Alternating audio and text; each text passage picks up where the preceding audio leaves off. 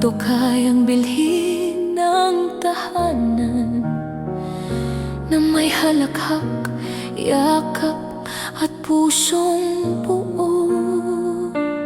Kayang bilhin ng pera ang isang kama, malambot ang unan, payapa ang higa. Ngunit sa gabing puno ng pag-aalala, hindi nito kayang bilhin ng pahinga. May mga bagay na hindi nasusukat, hindi nabibili, hindi napipilit. Kayang bilhin ng pera ang nakikita, ngunit hindi ang kapayapaang nadarama. Hindi ang pag-ibig na tapat at totoo, hindi ang liwanag sa pusong sugatan mo. Maaari kang mayaman sa mata ng mundo, ngunit pulubi kung ang puso'y walang uwian.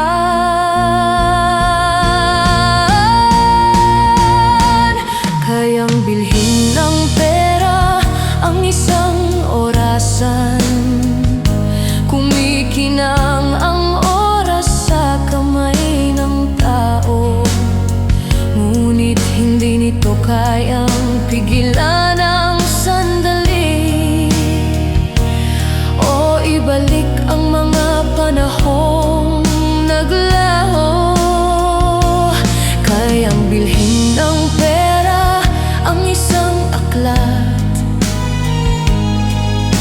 puno ng salita at kaalaman.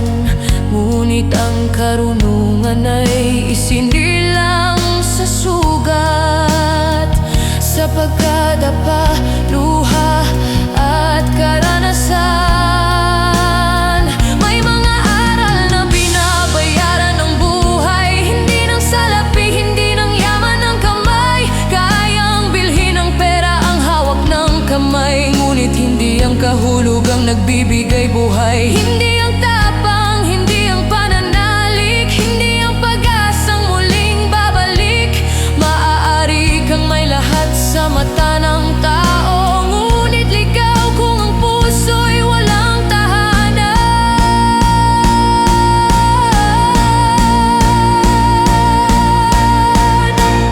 Kayang bilhin ng pera ang pagkain sa mesa, ngunit hindi ang gana ng kaluluwang pagod na.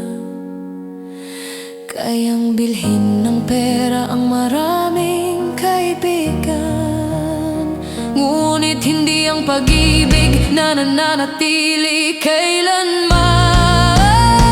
Ang pag-ibig ay dumarating kapag totoo ka, kapag hinubad ang takot at maskara.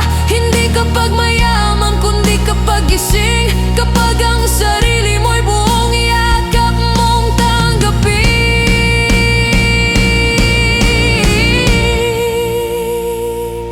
Kayang bilhin ng pera ang anyo ng mundo, ngunit hindi ang apoy sa loob ng puso.